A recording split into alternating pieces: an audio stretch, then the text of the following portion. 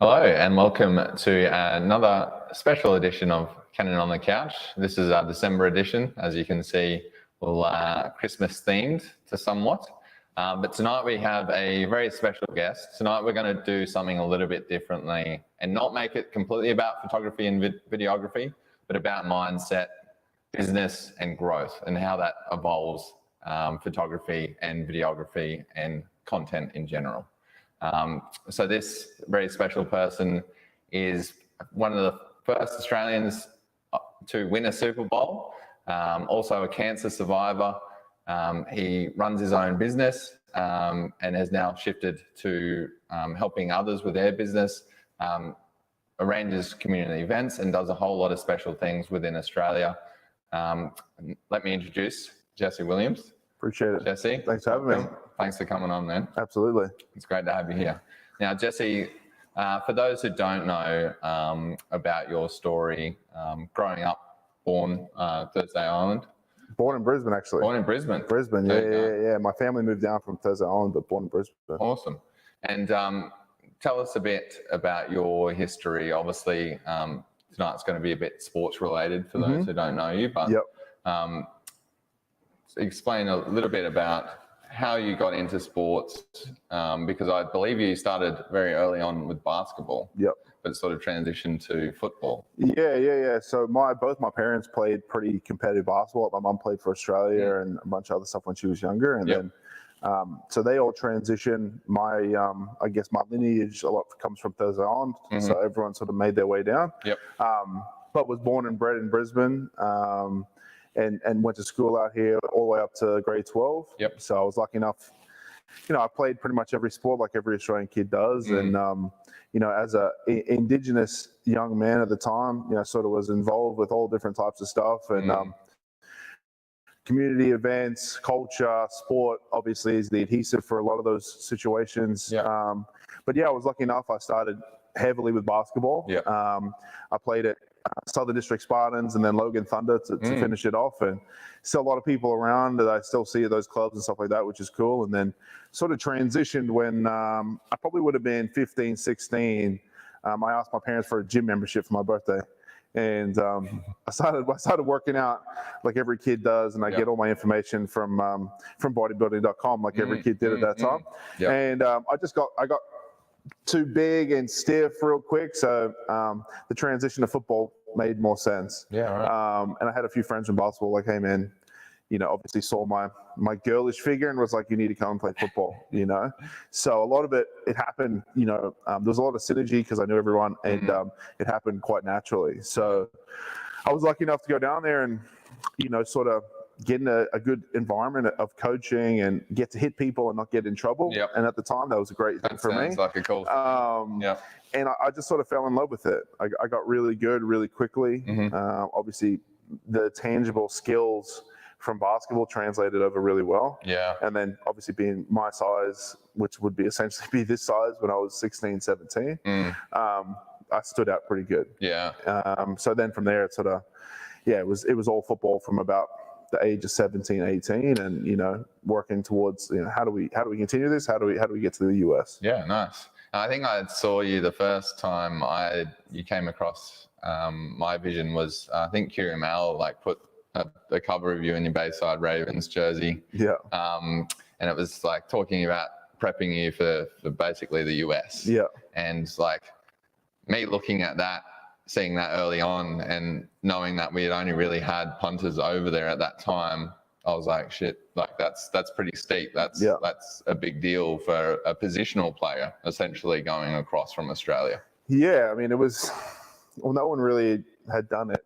Not in the age we were, and not anyone I would have ever heard of. So a lot of it for me was I was lucky enough to have some good relationships, and I was really working on developing myself here. And, my parents, my family, I guess the community around me, the people that I knew that knew I was playing, they knew nothing, right? We barely knew what the NCAA stood for. So we were like, how do I go from being a kid in Brisbane to at least playing somewhere in the US? So it was a lot of trial and error. And so being the first one, cutting the path through, there was a few hiccups, Yeah. so, but, it was good. I was originally supposed to go straight to Division 1, but we had some like really weird transcript issues. So it was either, sit a whole year to fix a small problem or go to junior college. So for me, I was like, all right, let's try and go to junior college. And then I was lucky enough to play for Australia against New Zealand, won like the MVP of the tournament. Yep. And then one of the junior colleges down there actually saw me. Yep. So they were like, Arizona Western, yep. yeah. So they were a guy named Jerry Dominguez. He was the defensive coordinator at the time. And he saw me, 16, 17-year-old kid, my size, pretty much how I am now, running, and I was crushing kids essentially. Yeah. And a lot of people don't know, but I actually didn't go over on scholarship. So he didn't give me a scholarship on site. He just said, okay, I've seen you play a few good games. Like, we can probably work something out. Yeah. I'll give you the opportunity. If you want to pay for the first semester, you can come over and try and play and work into the system. And that's sort of when I said to my parents, I was like, man, it was like, I think it was like 9,300 or something US. Jeez. And I was like, how do we do this? You know? And coming from a, I guess, middle to low socioeconomic status family, it was like, sport was definitely going to be the path, but making that a tangible path, something real, it was going to cost. So, for sure. I worked 3 jobs. I worked in Brisbane. I worked at Hungry Jack's at Cannon Hill, Amart All Sports at Cannon Hill. I worked at a friend's was a big deal back then. Yeah, dude. Landscaping company and my grandparents' cleaning company, and it was just like saving money. So a lot of hard work. We ended up saving, paying up for tuition and dorms and all that sort of stuff, and then I go over to Arizona Western, a few months later, essentially. What was telling you at that time that if you'd done this, if you'd saved that money, that something could be made out of this? Because obviously it's quite a big step, and someone that young to know exactly what he wants or what he sees. How did that sort of play out for you? Did you sort of have an inkling that if there's going to be a chance something's going to happen, I've got to leave Australia? No, not at all. I think for me, it's funny when I look back on it, I didn't really have anything really going on. I played high level sport. I was a very good athlete. I could have done a lot of different things. Yeah. But in school, and everyone's always asking you, like, what's your plan? What are you going to do? And like, I didn't have a plan. Yeah, you know what I mean? Like a lot of younger Indigenous men that are in school that aren't either on, I guess, pretty laid out pathways, whether it's to NRL or something like that. It is a big transition time in decision making, right? So for me, I was blessed enough to find football that gave me a path, and to be committed to it. I was about 15, 16 when I first started getting interest from other people saying, wow, man, you need to go to the US. So I remember the day I sat down with my parents. We lived in Morningside. We would sit in the garage, and we sort of made the decision, like, all right, well, I'm not going to play basketball. I'm not going to, do as much. I'm going to focus on football and see what I can do with it. Because you were QBL, and that's pretty high level basketball as well. Yeah. I was playing, I went to nationals in under 16s. I played rep basketball pretty much from the age of 10, 11. Yeah. But that's all I knew, so, and I was getting outgrown over there because everyone was getting so much taller. I was like, oh, I'm getting bigger in my chest and my strength, Yeah. So it made perfect sense. And I think for me, I really wanted to do something different. My mom's worked in Indigenous education, community. I've been around culture, I've done all those things. And for me, I always wanted more. Yeah. I wanted something different. And I was always in situations where I was bound to this young Indigenous card. That's all that's played. Like, oh, you should be doing this. You should be doing this. I didn't want that. Yeah. I used to want it to be basketball. Basketball was like my first love. That was what it was. But then, I got to a certain point where, like, this is my ticket. If I'm going to make something out of it, I got to punch this ticket to get where I need to go. So I was honed in on that. Like I said, for me, like a lot of guys in the US, it was kind of do or die. Yeah. It was something that the opportunity was something you just couldn't pass up. Yeah. And it's fair to say, knowing you and talking to you, that you are quite a big family person, family first. Was it hard making that decision to leave your family behind to go and pursue that? At the time, to be honest, probably not, because they wanted more from me. Yeah. And I knew the only way to help everyone was to leave. Yeah, sure. To go make something and go do something. Yeah. Just sitting there, I could have been like half the other people that were sitting around, just like, oh, just work here and then work here or do whatever, especially in Indigenous community. And, my mom being affluent in that community could be like, hey, just come and work here, come and do this government job or do this. Sure. I didn't want that. So, and my parents knew that from early on. They saw how dedicated I was to football and cutting absolutely everything off. I didn't go to no parties in high school. I didn't drink or smoke till the age of 30. I still don't smoke, but it's I just drank little bits of whiskey like an old man. But I never drank till I was 30. Yeah. And I won national championships, Superbowl. I was everywhere that I had the opportunity. And that was important for me. So leaving felt like a small decision because in the grand scheme of things, it was. Yeah. And I guess it shows that you could see, what hard work creates at the end of the day.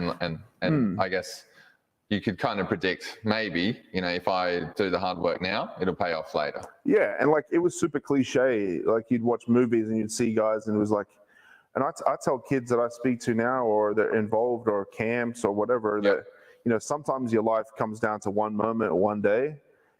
And today might be that day, and for some of those moments for me, when I was thinking that, I knew that was kind of it. And a common theme throughout my life is, I was very strong for myself. I was very resolute in what I stood for and the values and like what I believed in myself. Like whether it was cancer, football, whatever adversities, along my story, like it always comes back to me. I can handle this. That's fine. It was never like I need my family. I need to rely on that. Because I always knew I could do it. That's great. That's really good. So you made the decision to go over to the US. You've taken a gamble. Was it hard transitioning away from home, or did you find that relatively easy? To be honest, on the flight over, I sort of just had my own mindset of like, this is it. You know what I mean? Like I don't want to come back. And I sure as hell don't want to fail and have to come back. So I changed my mindset. I went over really, really open to anything. Every person, I'm like, I'm going to meet them. I'm going to learn about them. I'm going to understand. And I never went over with any predisposed ideas. I'm like, this is what I have to do. This is who the person that Jesse Williams is in the US. So that really helped me with there was a lot of changes, trust me. And each state I went to, it's always very different, especially in the US. It's so large. So there was a lot of changes. And I think my attitude going over there and then actually being good at football sort of helped me along the way. I've heard a good quote of yours, and you were saying you're basically, your whole life's been trying to prove to your 15-year-old self that you can do it. Yeah, I think that was for me, because people always ask me, like, all the people, the naysayers, stuff like that. Like being the first of something is, you're going to get that. You know what I mean? The nose and the nose. This is impossible. This is that. And I never went to prove those people wrong. They were never in my mind. It was always to prove the person that was sitting in the garage. My parents said, I'm going to try and go to the NFL. That's what we're going to try and do. That's the person I was trying to prove right the whole time. And that's the only person I got to look in the mirror with. I got to come at the end of my time. I got to meet them and be like, did we get it done? You know what I mean? It had nothing to do with nobody else. Because all the people that said no and you might not be able to do this, it's going to be so hard, it's going to be this. The same people ask me for photos now when they see me. 100%. US, fast forwarding to playing for Alabama, basically the #1 team in the country year after year in college football. The head coach, Nick Saban, really affluential coach as well. Did he approach you? How did that sort of come about with the recruiting? So when I was in junior college, when I went to, I did the year and a half there, and I was lucky enough I was ranked #1 player in the whole country after playing there. So the risk of paying for the first semester paid off. And then from there, being #1 player in the country, obviously being recruited by everybody. So I had scholarship offers to pretty much, every school, every famous coach, every person anyone knows, they flew out on jets to come and see me, essentially. And Coach Saban was one of them. And, it was a pretty tough decision making. I didn't know a lot, to be honest, about schools and nothing, because it never really crossed my mind. So it was a bit of a learning curve. And then, I was lucky enough to go out to Tuscaloosa It was September 3rd, 2011. I watched them play opening season game against San Jose State. Yep. And I got to see everything. I got to feel. I got to understand. And I met with Coach first, and he pretty much sold me on the values of Alabama and the importance and the opportunities that come around developing you into a good man as well as a good football player. And that priority of man to football player was important to me.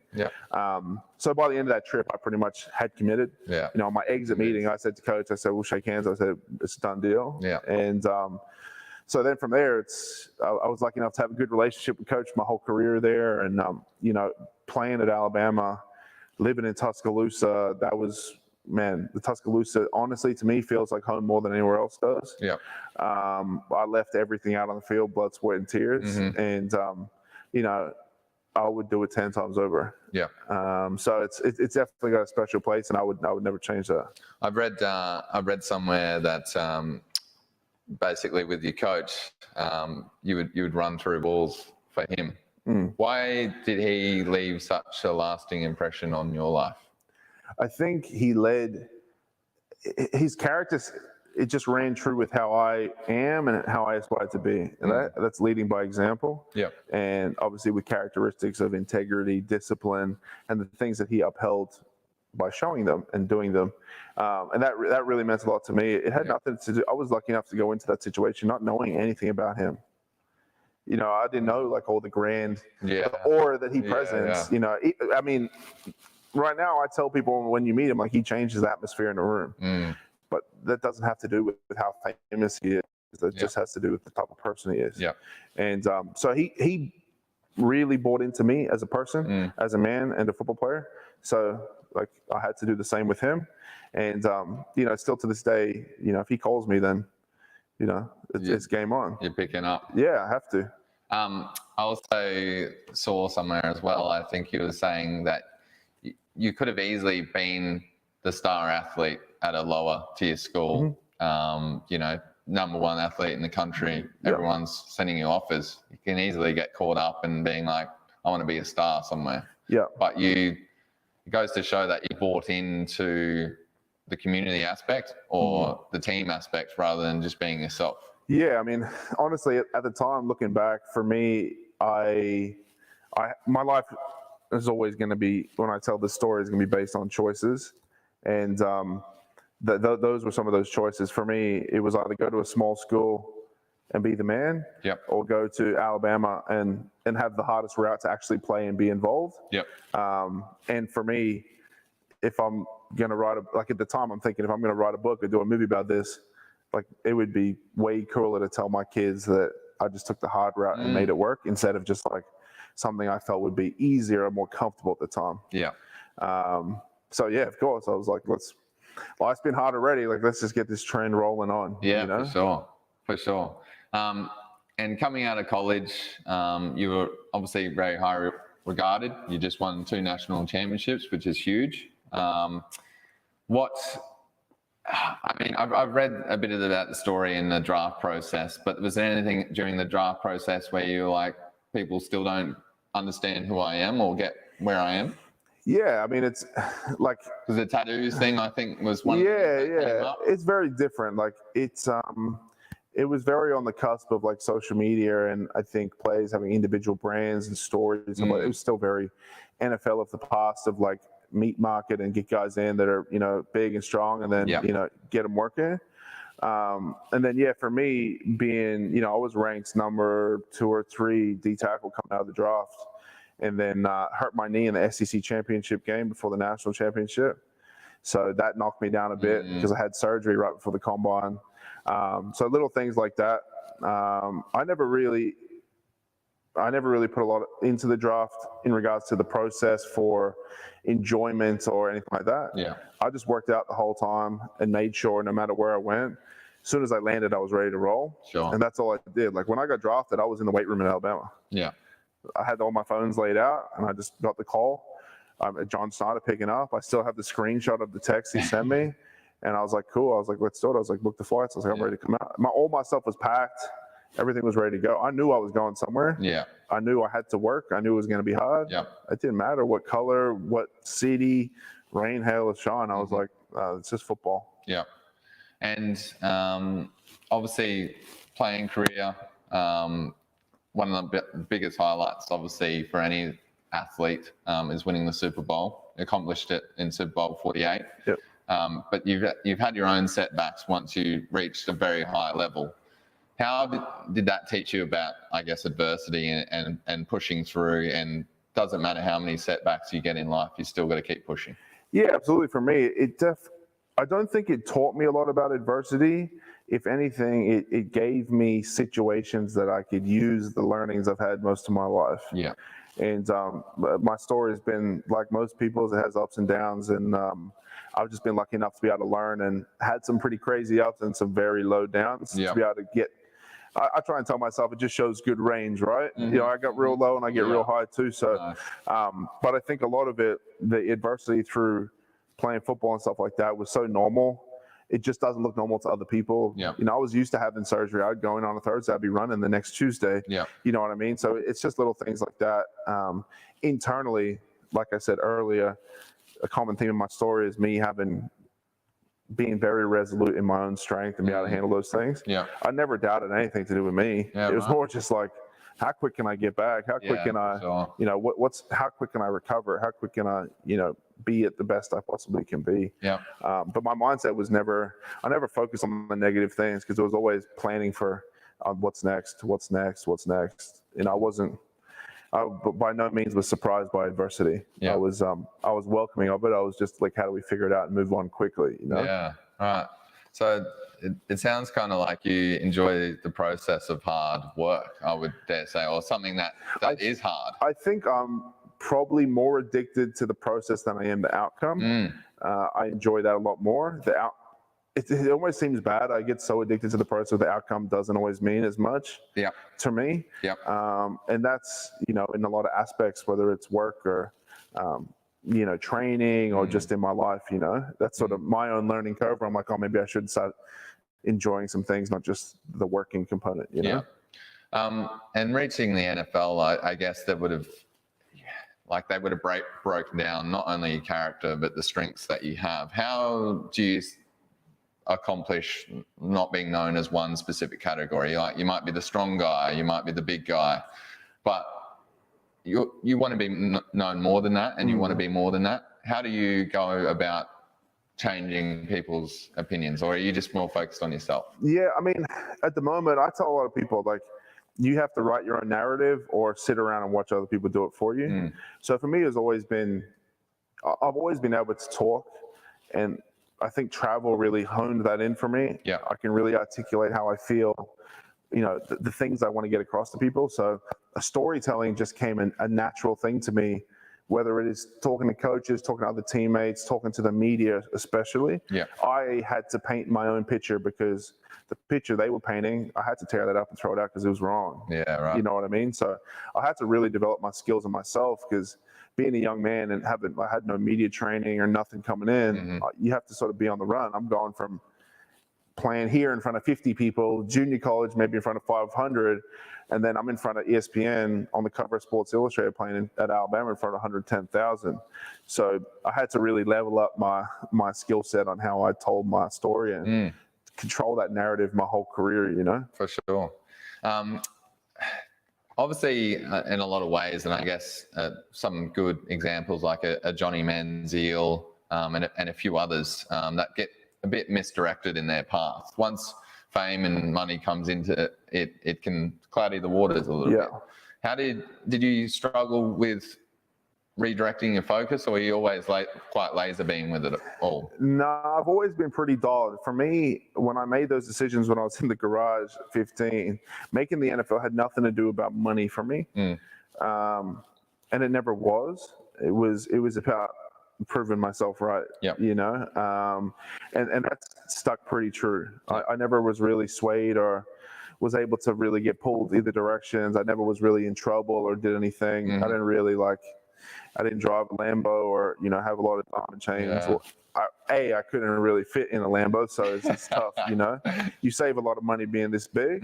But I think for me, the biggest thing was a lot of the younger guys and like Johnny and guys like that, I think they're too, I tell guys, you can't not give a fuck about what people think. You have to really give a fuck about what people think. Yeah. The hard part about being an adult in life is choosing which people they are. Yeah. You know what I mean? For me, it was never anyone but my family. Yeah. That's all that mattered. That's all the opinion I ever needed. Like right now, people can walk in front of me and tell me X, Y, and Z, but as long as my wife, my son, everyone knows what it is, that's all that matters to me. Yeah. And I'm fortunate that money is not immeasurable in the assessment process of those opinions, where outside of that is a little different. Yeah, 100%. 100%. That's really, really good info. Now, obviously, the completion of your NFL career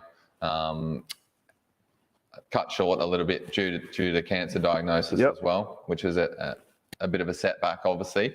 How did you recover from the setback of being a sports star your whole life, obviously, and sports being all you know, and then transitioning back to, I guess, what we call normal career, sort of day-to-day life?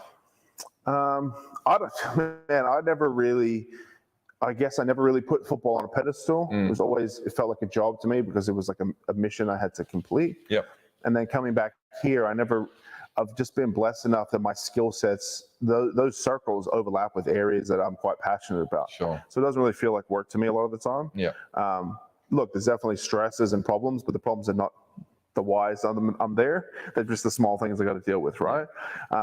And for me, coming off a pretty adversity-filled, I guess, 10, 12 years of my life, I was ready to sort of change gears and like not slow down, but let's change the intent. Let's change where this is coming from and where this is going.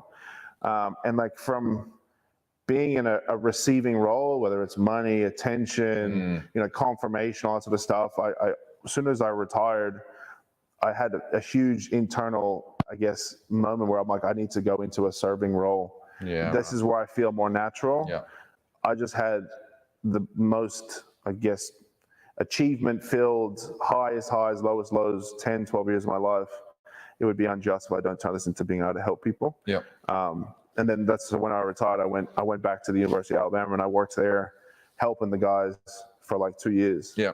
And then from there, I was lucky enough to come back to Australia and kickstart it from there. Did you, is part of that, do you think, like I've heard you talk about the US and how hard the struggles of living in a country where there's so many people competing for so many different things, and obviously you see the fallout with sports players that didn't quite make it and things like that. Did that change your mindset coming back to Australia, knowing how like lucky you are to choose a position or love something and then be able to get a job in it? Yeah, absolutely. I think a lot of it was, you know, it wasn't always a competition, and I was lucky enough to come back and sort of be in a position where like no one could really compete with, I guess, my experiences and stuff I was doing. And then I was already on a platform or a pedestal that people, not everyone, but some people put me on in regards to when they would meet me or how they would, you know, I guess, perceive me. Yeah. So for me, it was like, how do I, not to make money, but how do I use this as an advantage to be able to help people and put ourselves in a good position to be successful. And when I mention success, it's not always money, but it's, you know, being able to smooth transition my way back into it. Yeah. And that's all I really did. It took a while, and, you know, a decision when I made when I retired was at least till the age of like 35, I'm going to do as much as I possibly can. Yeah. I'm going to really mix it up. I'm going to work in all different spaces, all different people. Yeah. Because I know, much like football and sports and talking, I needed reps. I needed experience in different things. I needed to training. Exactly. For me, when I go out and talk to people, like everything, I was like, I know exactly what I need to get. Yeah. I'll get it. Yeah. You know what I mean? It just depends how much a fight you want to put up and which direction we need to go. Yeah. But most of the time, even when I meet people, I'm like, I've met this person 20 times over in my life. Like, I know how this can play out. Yeah. So it's just that like anecdotal experience that sort of helped me like creep ahead of other people, you know? I guess that plays on like stepping into challenges or trying something, never saying no to something, especially if you've been told your whole life no. Yeah. It must give you that supreme confidence that, you know what's the worst that could happen? Yeah, well, a lot of the times, like when I do stuff or, speak in front of 1,000 people or speak in front of kids and then, so I was lucky enough to speak at Parliament House and all this stuff. It's like, I already did stage 4 cancer. I won a Super Bowl. Like I've already done in the last 10 years what most people will never accomplish in their life. I'm like, yeah. Right now, the cake is made, it's cut out, it's shaved. Right now, I'm just putting icing on. Mm-hmm. I'm seeing how good I can make it. You know what I mean? Like I'm happy with going right now. The story that's written right now is enough to change people's lives. Yep. I was like, let me see how much I can squeeze in. Yeah. Nice. The cherry on the top. Yeah. Nice. Obviously coming back to Australia and deciding to reside back in Australia after being in America for so long, was there a transitional period or did you come back for starting your family and working that way? What was the reason that brought you back to Australia? It was probably all of the above. Yeah. All of the above. And then obviously, wanted to get back and see everyone and it just become more prominent. Like we should probably set some stuff here while I'm at least younger. And I think long-term goal is my family and I will move back to the US. That's just our personal preference. Yep. But I think, being here, it's just a learning thing as well. I wanted to be around my parents, my grandparents and my son. And we wanted to see and be around the culture and all that sort of stuff for a small amount of time. Yeah. So, and then obviously COVID extended that by like another 2 years, which has been great. We've just had to adapt and make the most of that. And I think it's just one of those like little snippets of our lives where like it had to be done. Yeah. We just didn't know where we were going to put it. I'm glad we did it now while we're young. You can move around and sort of like mix it up while we're still going. Yeah, you can try things. Yeah. And it worked really well because of the timing of, sort of how football is going here, us coming back, being able to work and like still be young and still be very skilled and like mentally and physically sharp enough to like, we can give it a go. Yeah. Nice. I will start touching into a bit of photography and videography because obviously that's something that we do here in this podcast and video. But tell us a bit about your love of photography and video, and where does that stem from, do you think? For me, it was just always, it was started my junior year in college. Like I begged my parents, I was like, I got to get a camera. I got to get a camera. Like I didn't have much money, so I was like, I got to figure a way to get one. Yeah. And I think it was like my birthday, definitely my junior year. And I just wanted to take photos because, well, mainly my parents would just annoy me because they were like, man, what does it look like? Show me, like, you know what I mean? And like back then, it was like on Skype and I'm like, I'm using like internet that had to be like locked in. Like I had like a flip up phone, like the screen, I couldn't do nothing, right? Yeah. So like I'm traveling around, I'm playing in front of 110,000 people. I'm meeting the president. I'm doing all these crazy things. And I'm like, I have no photos. Yeah. You know what I mean? I'm like, how people are not going to believe me. I'm doing these things, flying on private jets, traveling around the country. Yeah. So I just started doing that. And then it quickly became apparent to me that most of my best times and best interactions were with people. And I just got really interested in like, people thought I was like crazy looking and because I had tattoos and all sorts of stuff like that. But I was like, man, most of you guys are pretty crazy looking as well. So for me, I just started photographing a lot of my friends and they just happened to be, NFL players or other professional athletes. So it picked up steam pretty quick, I guess, on socials. And then, I sort of just fell in love with just like documenting stuff that happens in my life. It doesn't always seem realistic to a lot of people, but it is to me, Yeah, 100%.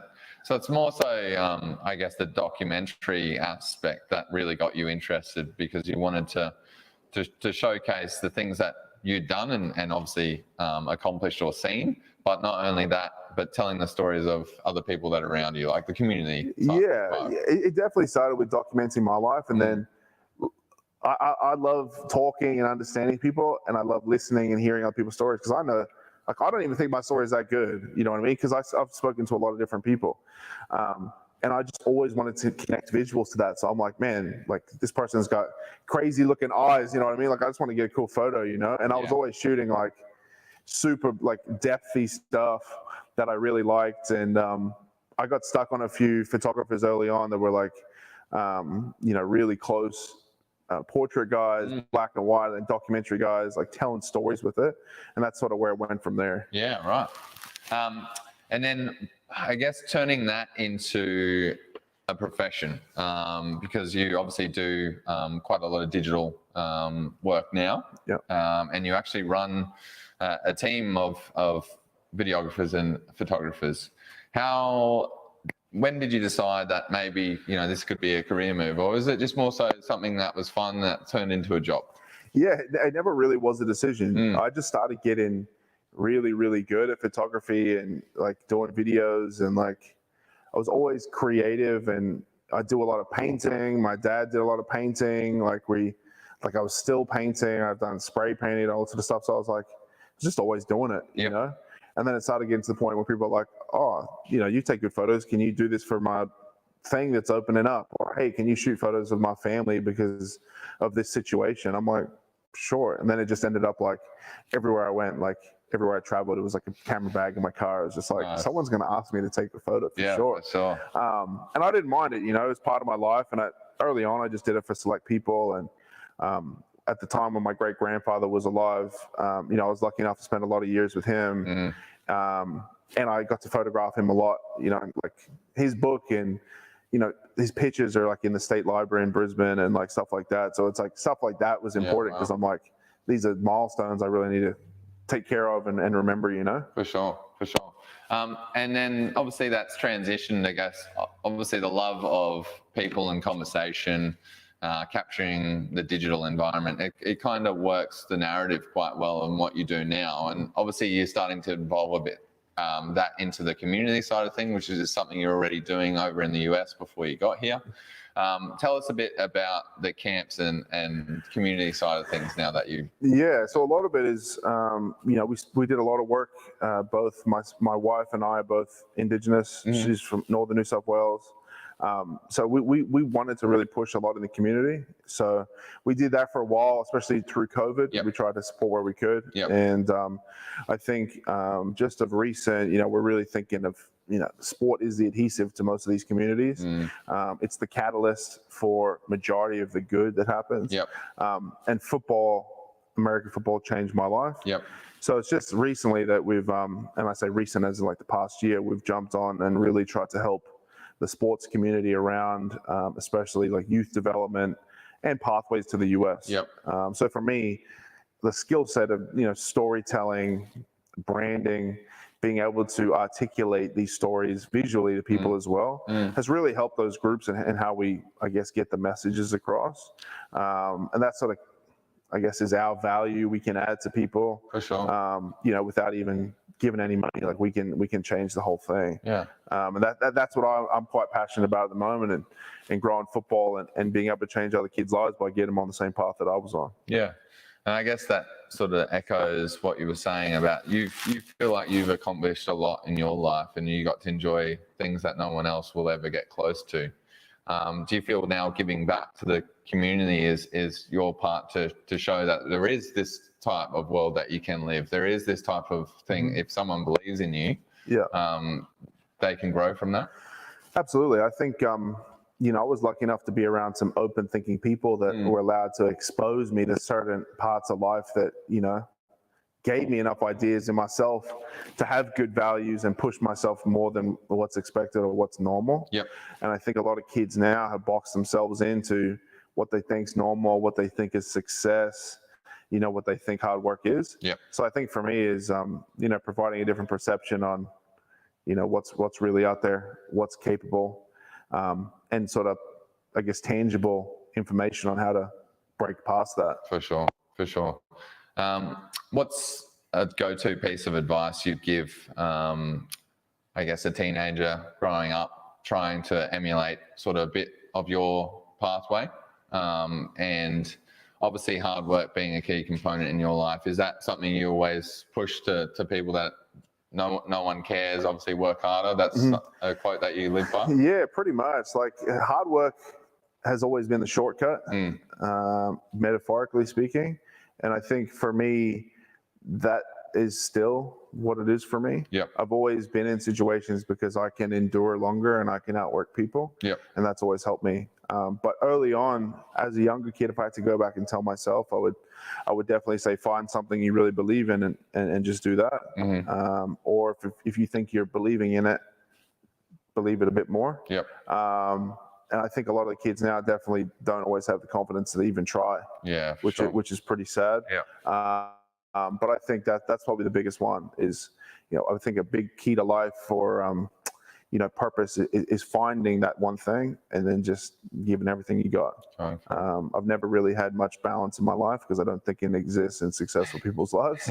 So you either get after it or life starts getting after you. Yeah. For those who don't know, Jesse, you're getting up around 3:15 a.m. So that's when day starts. How do you set pillars or pathways throughout your day to make sure you're hitting the goals that you want? I just try and challenge myself. I always put challenges in my day that I don't really necessarily always want to do. Yep. But are non-negotiables in regards to success takes what it takes. There's no we can substitute with this, so we can try. It takes what it takes. Everyone knows what it is. Everyone knows to lose weight, you got to eat less. To get stronger, you got to lift weights. Everyone knows, right? Yeah. So for me, I know what it takes for me to be successful, and I have non-negotiables. I've just gotten so honed in on myself that like my non-negotiables seem like a lot. Yeah. You know what I mean? And they seem like outrageous to other people. Sure. But to me, that's just how my life has been. Yeah. And I'm really bought in on myself and what's important to me in my family, in the areas that we're pushing in regards to our purpose and what the legacy is for me to leave. Yes. So the other thing I would ask too, obviously growing up, family being such a big component of your life, how have things changed since you've started your own family? Honestly, not at all. It's just another person that's at the family gatherings and doing stuff like that. Yep. So, and it's more definitely more prominent now with the family in regards to teaching him and getting him around everybody and him getting to understand what that looks like. My whole family, me, my wife, my brother, my dad, we all wear the same chains that I got made when I was in the NFL. It says FOE, and it means family over everything. So we pretty much stand by that most of the time. Yep. And I don't think it's probably going to change anytime soon. Nice. As well, what I did notice too during obviously the draft process, people talking about your tattoos and things like that. I think one good quote was that you kind of put things on the outside that you have on the inside. Is that something about your tattoos that you would identify still as? Yeah, definitely. They were always. It started a lot earlier than photography, but it was very similar. I wanted to remember key things.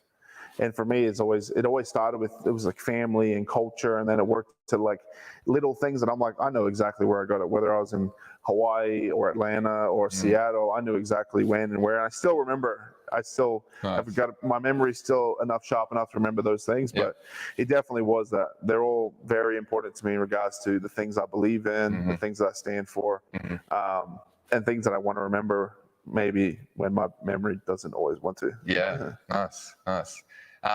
Now, talk us a bit about the football camps you're running at the moment. Obviously, we're talking a little bit off air, but the Australian scene is starting to pick up and gain momentum when it comes to NFL and the possibility of other players like yourself following in your footsteps. Yeah. I guess the whole industry of American football is growing like crazy at the moment. Which is really cool. I've been lucky enough to run camps in multiple states now. We start back again in January, so about 4 or 5 weeks. Yep. And essentially, the goal of that is two things. We're growing the brand of football and keeping the push going, as well as we're just really trying to ID talent so that we can help. I'm setting up a sort of a process at the moment to help more kids get to the US. Yep. My goal is to get them into college so they can get a degree, not really go to the NFL per se, but get some stuff that people can't take from you. For sure. And then make it more feasible in regards to entry points of the sport, as well as how we can develop and grow these guys to actually be successful in the US. For sure. I just think the opportunity is 10 times any other ones that are rolling around in Australian sports right now. Yeah. Not just cost, but in I guess deliverables and what you get out of that path. For sure. And I just I'm sort of the only one that really has the experience and the knowledge and I guess still the network base to make that happen. And it only makes sense. Part of my legacy and giving back, it has to be in areas that gave to me. Yep. And, football changed my life. So it only makes sense. I get to go back and change some other kids' lives as well. For sure.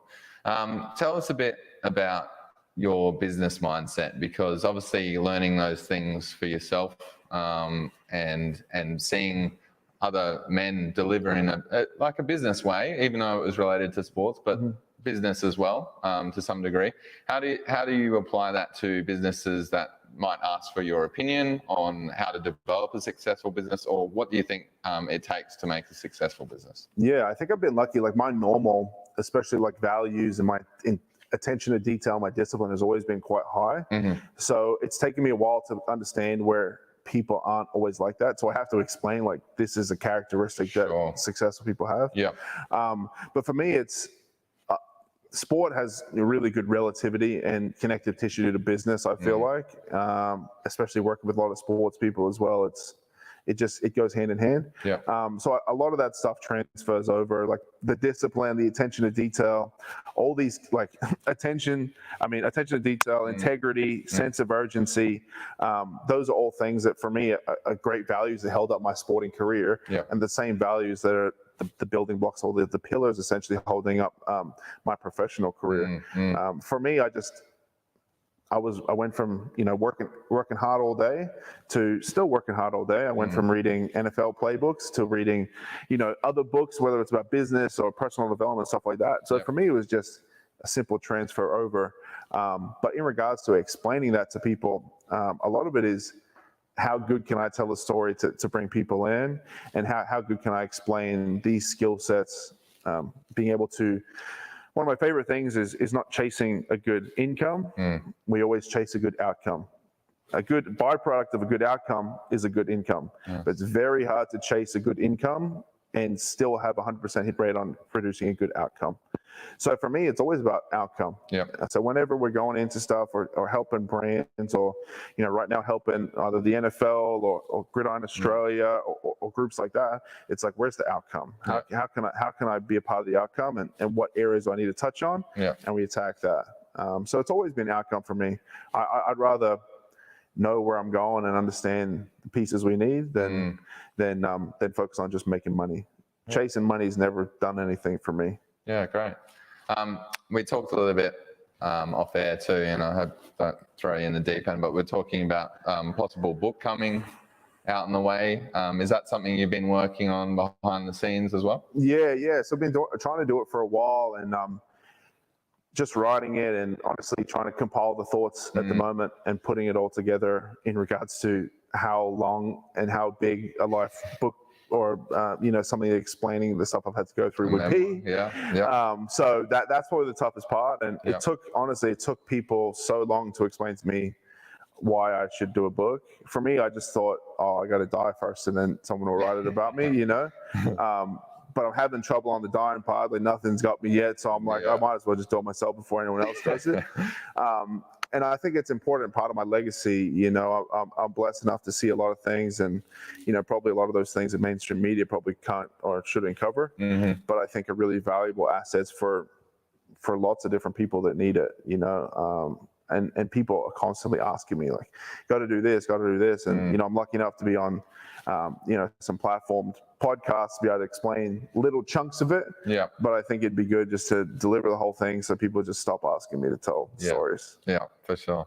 The other thing I was going to touch on in that book, obviously, is going to feature some really special photography as well, which is something you're quite passionate about. Obviously, don't want to ruin any surprises for anyone looking out there, but it's something you're looking forward to do as a personal project. Yeah, absolutely. For me, it's like a mixed media project. You know what I mean? Like it's telling my story, but to tell the story and be super accurate and be in depth, you have to see, you have to feel, and words are pretty good, but I feel like, man, pictures can string that thing together really well. So that'll be a big part of it. I'm looking forward to how we can recreate that and use some of the photos that I've been taking since my junior year in college. For sure. And all the way through the NFL to all the way now. Like I could make I could probably make a few books, but choosing which ones and how accurate and how it affects the story and sways the narrative of it, I think is really exciting to me. Yep. So I'm looking forward to it. I don't know when or how or what the timeline looks like, but it's definitely a lot of work. I'm still living my life, so it's hard to put a full stop on that, Yeah, for sure, 100%. What would the 15-year-old you think about what you've accomplished so far? Because you're obviously looking back constantly about the 15-year-old you and what he wanted, but what would you think now and about everything you've accomplished so far? It would be surreal. Like he'd be like, "Man, you're handsome," but B, I think a lot of it he would. I think he'd be pretty proud of at least the work we put in. I feel like nothing has ever really stopped me in my tracks my whole life. Yeah. And I think we'd be extremely grateful for the situation and our environment that we've created. We pretty much did everything from the age of 17 when I left to now by ourselves. So, I was lucky enough to do some really cool things, and we pushed through some real dark nights to some really cool sunsets. You know what I mean? Yeah. So I think he'd be very grateful for the path I've taken and the path that I'm chosen, and I'm sure he would encourage that continued choices that I feel like I can make. Nice. One of the great quotes I think Nick Saban said to you was, "You're playing or you're representing the front and back of your jersey." Is that something you still apply to what you do? 100%. I live by that till the day I die. It's really important to me. I tell a lot of the kids that we work with now that it's more than football. Yep. It's more than yourself. And, for me, representing what's on front of the jersey has always been the team, the organization, the community group, where you're from, everything. Yep. And on the back is your last name. That's your family. That's your lineage. That's your legacy. If I go out and do something bad right now, it's always going to say ex-Alabama, ex-Seattle Seahawks, ex-NFL. Follows you. Yeah, and my last name's on everything. My last name and my word are some things I cherish real close. So I just try and do a good job every day and take care of them. Yeah. And representing myself everywhere I go, because, man, the people I work with, the people that buy in and believe in me, as in Jesse Williams, is important to me. Yeah. And I want to show them the same respect back in how I behave and how I hold myself. Yeah, lovely. I think that's a brilliant definition of everything you represent, Jesse. So it's been an absolute privilege. I guess, what's next in store for you? What have you got planned? Obviously, the book's coming out some point. But is there something that you're setting goals? Are you a kind of like a goal-setting type person? Would you say? Yeah. I'm definitely. I do set a lot of goals, but I sort of just get up and swing first, ask questions later, sort of deal. Yeah. But I think in regards to next step for myself is we're putting a lot of time into developing football and creating opportunities for people that need those opportunities. Yeah. Whether that's football, basketball, community-based work, or people that are working around me that just need help. I think for me is I still got a lot of time till the age of 35 when I can do lots of different things. Hopefully by the age of 5 I'm sort of chilling, which I've not chilling, not bad at that. Yeah. So it's I've done a lot of work so far, but I think for me now it's still like lots of serving left, lots of learning, and I think what better place and people to do it with than my family and where we are right now. So lots of exciting stuff. As long as we stick to our path, I'm sure we'll be good. Yeah. And seeing you on Instagram and your social media, it's clear to me that it's not about you, it's about everyone, and everyone pulls everyone forward essentially. And I feel like you do that in everything you do. So it's been really great to hear your story, Jesse. I appreciate it. How do people find you, Jesse? Like, what? I'm very hard to find in person. Yeah. Very elusive. No, I think the best way is just through social media. Yep. I'm on most of the socials, and I'm doing a bunch, especially through football, with the camp starting in January. So I'll be out and about pretty much around the country too. Nice. So yeah, if you don't see me, I'll be surprised. So I'll be out there. I'll be hitting the streets looking for talent, as well as sort of growing and spreading the good word. So no days off as well, I think. I haven't taken a day off since I was born, so I don't know if I'll start now. Awesome. Well, Jesse, it's been a privilege to hear your story, and thanks for sharing everything. Appreciate it, Jacko. Well, that's a wrap, everyone. Thank you for joining in throughout this year.